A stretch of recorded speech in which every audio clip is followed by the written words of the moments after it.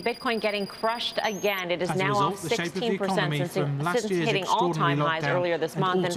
But the bank also pointed to tens of billions of pounds in extra savings by households who have not been able to spend, but at some point could be unleashed. Another much-needed shot in the arm. Assalamu alaikum, and welcome to another episode of Focus on Finance. In today's episode, we take a more detailed look at accounting, some of the accounting principles, and also what the accountancy profession is. Joining me in the studio once again, I have Shafique Bhunnoo. Assalamu alaikum. Wa alaikum salam, Shafique Sahib. Pleased to be here again. Pleased to have you here again. Shahid is an accountant by profession, a managing director of a management company in Mauritius, and the chairman of Mauritius Finance, industry body here in Mauritius. So in our first program, we looked at what is accounting. So that it dates back from history, the record keeping of financial transactions. And we mentioned and we looked at the development into the modern era with modern standards and so on, but it's an old profession. There were some terms that we covered that perhaps we may need to go back and understand some explanations of what they are. So let me start with, we talked about debits and credits. So in simple terms, what is a debit, what is a credit in accounting? I think that's the foundation of modern accounting, debit and credit, double entry. In layman's term, a debit is something that you are having, you're getting, typically speaking, in terms of your ledger, your books of records. And a credit is something that you either owe or giving out in your books of records. So let's say you have your cash book. Every money that you get, every cash that you receive in your business comes as a debit to your cash book, and every payment that you make goes as a credit into your cash book. And obviously there will be a corresponding double entry, but I think the starting point is your cash book. And I mentioned in the previous episode, let's say you're buying some stock for your business. So you will need to credit your cash book by paying the supplier who's giving you the goods. And then you're going to debit your stock account. And this is where the stock comes into your business. And that again, that proves to you that when you're receiving something, either you receive cash or you're receiving goods, that becomes your debit basically. And when you're selling those goods, you're going to credit your stock account because the stock is leaving your books. And you're going to get the cash in return, which is going to be a debit into your cash account.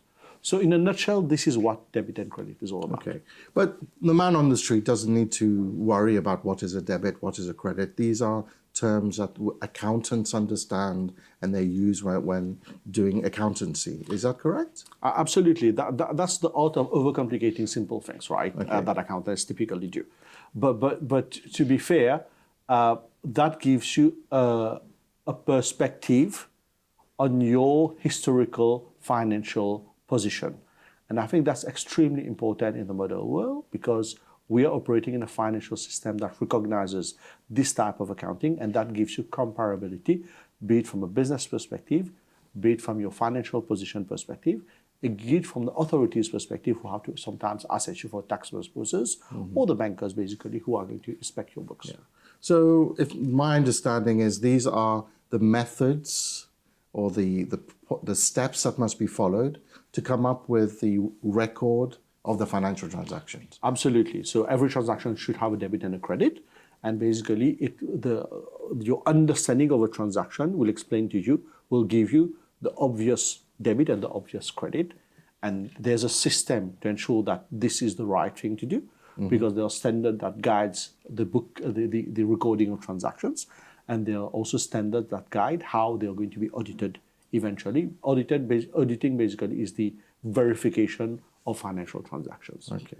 So, and is it related to debtors and creditors? Because debit, debtors, credit, creditors? Absolutely. So let's say you've sold some goods to a person on credit. So the person is not paying you immediately. So the goods have already left your premises. So it's going to be a credit to your stock account. But you haven't received cash. You receive what you call a debt. So the person owes you that money. So you will create what we call a debtors as a debit of your account, in your accounts, which basically will tell you that this person owes you X amount of money. When that person pays you, it's going to be a credit into the debt account because it closes that debt, and it becomes cash for you because you will have received the cash as a debit in your bank account. So I think this is what a debtor is. On the opposite, the creditor is very similar. So let's say we buy some goods, right? But we haven't paid for the goods immediately. We are looking for a facility, payment facility, let's say 30, 60, or 90 days. So we basically get the goods, right? And we have that on our stock. That's a debit to our stock. But what is the corresponding entry? We owe someone, the supplier, that amount basically. And then there's going to be a credit of an equivalent amount into a creditor's account in our books, saying that we owe that person that amount. The moment we pay that person, so the cash will leave it will be a credit to our cash account, and the credit balance, the creditor's balance, basically will be debited and just clarified out. So what I'm saying in terms of debit and credit is basically just opposing sides of a similar transaction. So the moment you have a debit transaction, to close it, you need to have a credit transaction to close it. So it's a bit complicated. So I think, in summary, accountants have a specific way of looking at the financial world. I think we all experience, those who with bank accounts will see when money is paid in, it tells you your bank account has been credited. So for me, that is positive. Credit is a positive. So that's when you receive money as a person. So if your bank account is credited, you've received money. When the bank is taking money from your account to pay electricity or something, or chanda, it says your account has been debited. So in a way, that's an easy way of looking at that. And we can all perhaps understand what our bank statements say when you have CR for credit and DB for debit. So that's credit and debit. I think, again, I would like to emphasize, we do not have to worry about this, but one is money coming in, one is money going out. Yeah. But coming back to, you're saying this is the basis for double entry. I think for us, we understand it because we've studied it. But what is it in principle? What does double entry actually mean? I think it goes back to a very simple principle that every action has a reaction, right? And that's very much the principle that you have here. Let's say you're buying something. The action basically of buying gives you certain. Let's say you're buying a stock. You get the stock. That's the action. But what is the reaction to that? The reaction is that you need to give money to get that. So it records both sides of a transaction. So it records the action of the positive part, which is what you're receiving, and what are you losing on the other side, which is the money that you're giving away to get the stock. So I think this is the very principle, the action or and reaction part. That's exactly what accounting does. Yeah, and for me, the way I understood it, double entry just means for every financial transaction, so whether you're buying or selling, you record it in two different places. Yeah. Where you're adding and where it's coming from. Exactly. So it's really, is it okay to conceive this or consider this as just a way of recording a transaction? Absolutely. It's just a methodology. It's a methodology of recording transactions. Right. So this is debit, credit, double entry. This is jargon. Yeah. But now let's go back to, we covered cash book as the easiest or most simple form of accounts that the accounting profession can develop. What other aspects are there, and what do they do? I mean, I've heard balance sheet, profit and loss account. Perhaps let's start with a profit and loss account and how that is different from a cash book. A profit and loss account typically is something that records all the actual and notional gains that you make for a certain period of time. Okay. So why I mentioned actual and notional, actual, basically, if you've sold some goods during the period, you made a profit, that's going to be recorded into that period. Let's say you bought some stocks, and at the end of the period, the value of the stock that you have, basically, let's say you bought stocks worth 100, the value actually at the end of the period is 120. So you record an unrealized gain on the value of that stock of a 20 in your profit and loss. Because that gain, although it hasn't materialized, but it's actually something that you have in hand, because if you're going to sell the stock tomorrow, you're going to get 120 instead of 100. So that's what I'm trying to say. It recognizes the realized gains and the unrealized gains to bring you to either a profit or loss situation. Why that is important? Because basically you have to eventually pay your taxes on your profits or loss. So that's where basically that gives you, firstly, the authorities the ability to collect taxes. Secondly, that states what you call your financial position, your financial, I would say, the financial status of your company to ensure that you are profitable or not profitable company, or your company that basically is going to sustain its living in the long term or short term. So, in summary, a profit and loss is I call it a report, but not a report that you give out, but rather it's the output of a process, and that gives you whether for the transactions that you've made, for your trading, for your activities during that period, let's say the year, whether you've made a profit or whether you've made a loss. Yeah. And then, is that okay? So that is your activities during the year, whether that has been profitable or loss-making. Exactly. Right. Then the complication is, as you say, it can be realized and unrealized. Yeah. I think it's worth exploring what that means. So I think if you start with 100 and it's still worth 100, but the stock is still there, it's worth 100, and you've not sold anything. Yeah. So you've not made any profit, you've not made a loss. Yeah. But if the stock has just gone up because the price has gone up, then it's worth 110, but you've not sold it yet. Yeah. So that 10 increase is only on book. It's on paper, as they say. It's paper profit. This is what we call unrealized. Basically, it's a paper profit. Okay. So only becomes realized means it becomes real. Yeah. When you basically realize the transaction, when you are transacted at 110, then basically you get that 10 profit that's booked. So just to translate that, when you realize the transaction, so in simpler terms maybe is when you sell and you receive 110 as money, then you have 110 in your account. Yeah. So that's why I think sometimes people say paper profits, book profits, or funny money, and it gets a bit complicated in finance terms. But what happens if the value of the stock, let's say it's vegetables, and it decreases? It becomes zero. It basically you will make a loss. So what happens is, if your value of the stock is worthless, so you lose all the value of the stock. Let's say you had 100 of stock, and let's say you were sitting on vegetables. They are perishables. Basically the vegetables are of no more value now. You actually lose 100 entirely. It becomes a loss in your books, and it becomes a realized. Because what happens is there's no way you're going to sell those vegetables anyway, and that becomes a realized loss. So you have to basically discard that vegetables, just throw it away, and you actually that loss crystallizes at that point. Okay, so it raises a question in my mind: who checks what the value of the stock is? So what stops the trader saying I bought 300 and when actually he bought 100? I think. Firstly, the accountants have a duty to prepare accounts basically on the best, using their best knowledge, right? That's something that they have as a profession, and the professional ethics requires them to do what is right, and ensuring that they are not, window dressing figures. That's the starting point. And what does window dressing mean? Window dressing means basically just cooking up figures, just creating values that don't exist. Okay.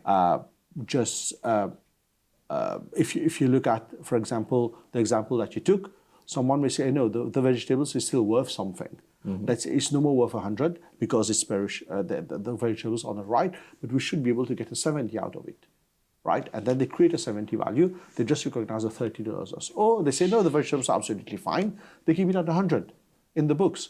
So this is a possibility.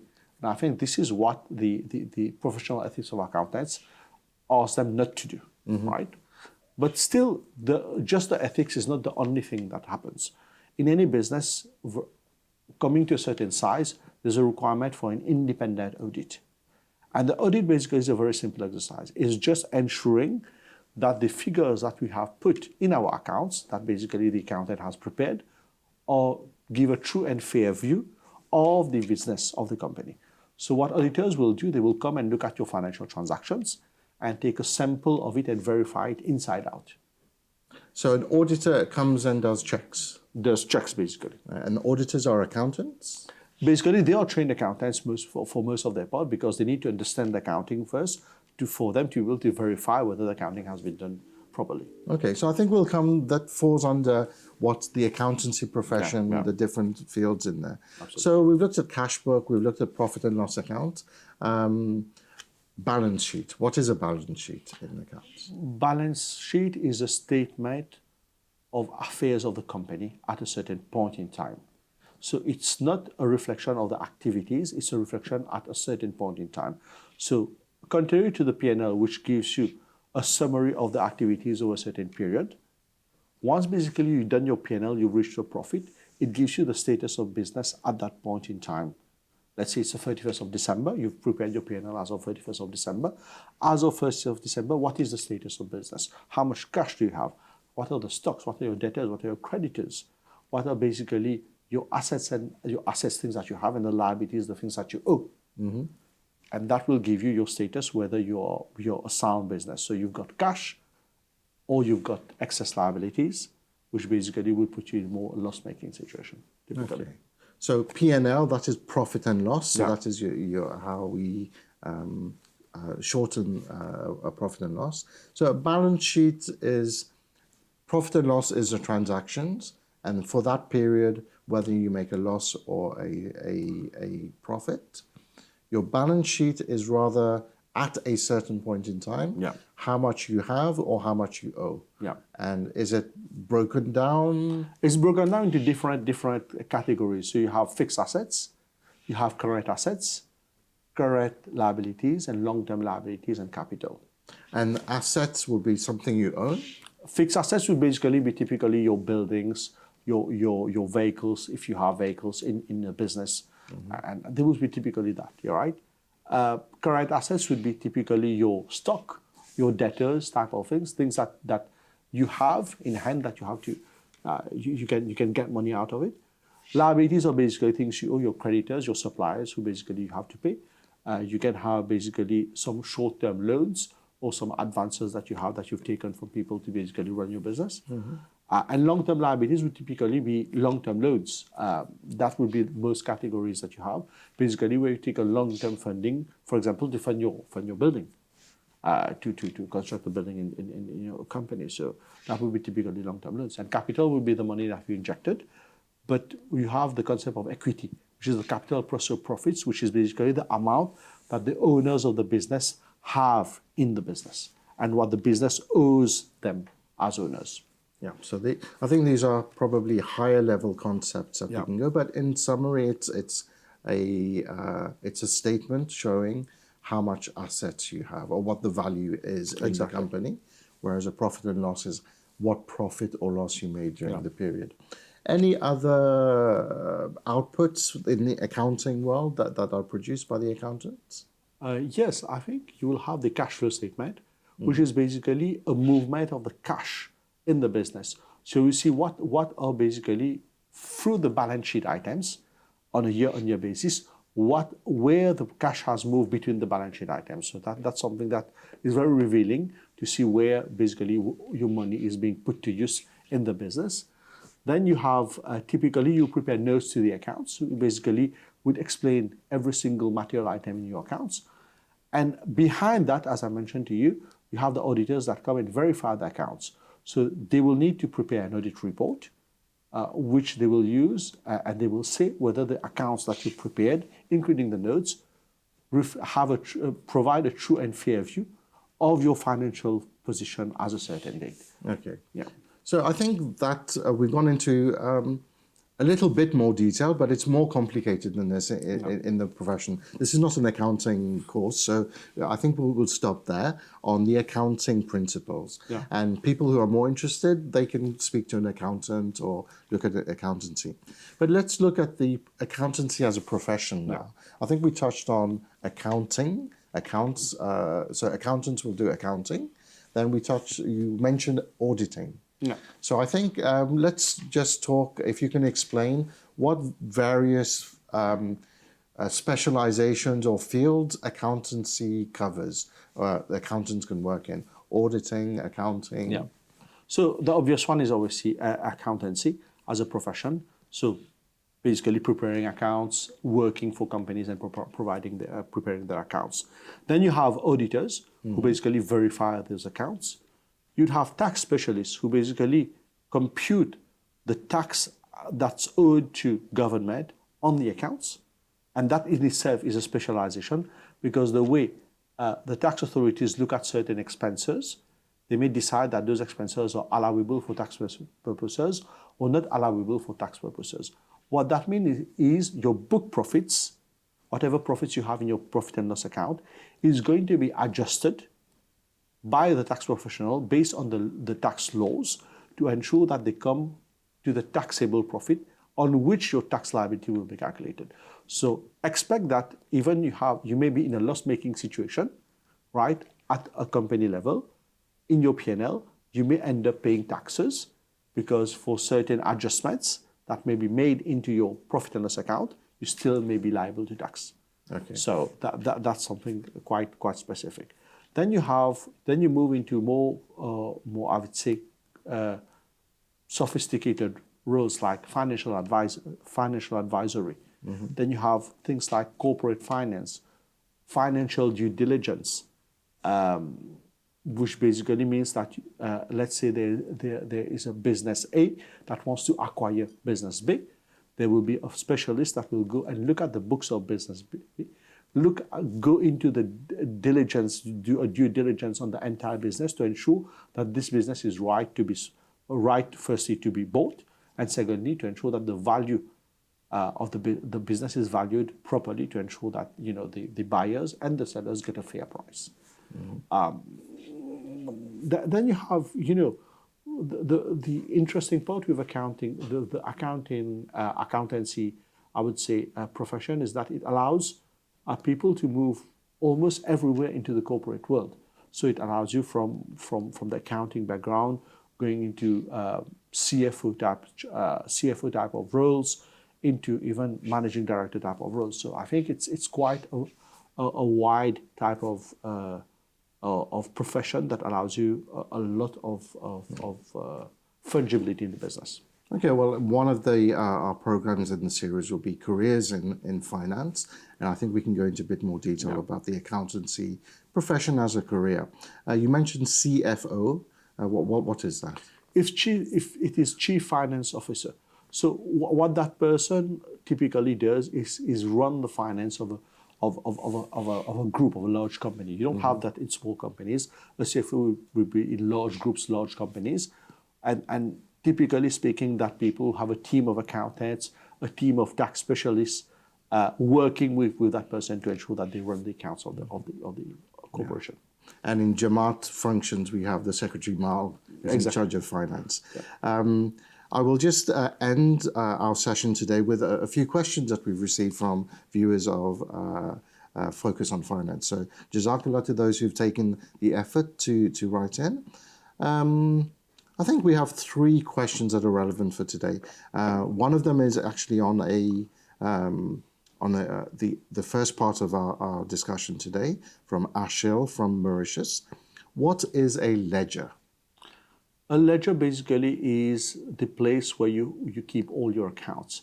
So it's a filing cabinet. Sorry. It's literally the filing cabinet, but of your accounting records. Okay. So what happens is we mentioned all these accounts, right? Debtors, cash book, debtors, creditors. But let's be clear. I was joking. It's not a filing cabinet.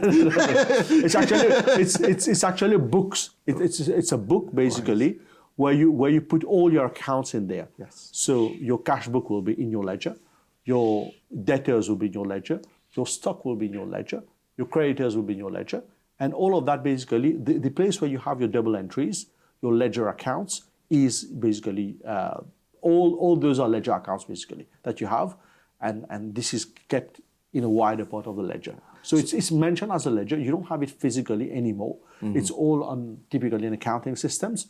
where the ledger is already created there. But yes, that's the principle of it. Yeah. So basically, it's nothing physical. It's just the collection of your accounts that we've been talking about. A quick one from Mohammed, again from Mauritius. What is the difference between profit and surplus? A profit basically typically comes from a profit and loss account. So what you talk about a profit is once you've booked all your entries and taken all your realized and unrealized gains, you get a profit.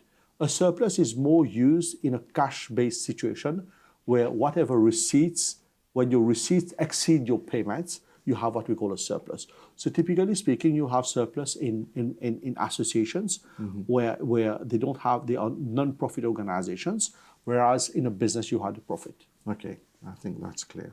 And the final question from Tahir, again from Mauritius. What is a cash flow? I think we mentioned cash flows in terms of one of the accountancy principles. Yeah. Companies announce that they have huge amounts of cash flow. Does that mean all this money came in and out physically? So what is a cash flow? Okay. The cash flow basically is typically what we mentioned as a record. The cash flow statement just is a recording of what you have done with your cash, how your cash has moved over the past year. It's typical. It's similar to the profit and loss statement, as in it covers a period, right? And it gives you the flow over the period. So that's a cash flow statement. In terms of what the question was in terms of cash flow, it means that basically those companies are cash rich. So they've sold a lot of goods. They have a lot of cash sitting in their books in terms of profits. And this is what we call cash rich companies. When we talk about companies having large cash flows, it means that they have a lot of cash available to do business. And if you look at typical cash rich companies, there would be software companies, right? Because what they do, they develop a software and then they sell. Their only cost is basically the people that they have on their rolls, and the software just continues to sell on an ongoing basis. So your typical companies like the Microsofts of the world, or the HP, or you talk the Amazons of the world, these companies will be sitting on large amount of cash simply because the nature of the business, once they've developed their product, the sales basically is just pure profits. Okay, so those are cash-rich companies, but in some context, cash flow is literally the movement of cash. Exactly. Our time has flown again. It brings us to the end of this episode of Focus on Finance. Jazakumullah again for your valuable contribution on accounting and accountancy. And Jazakumullah to the viewer for following us and joining us in this episode. We hope to see you again in the next episode of Focus on Finance. Assalamu alaikum.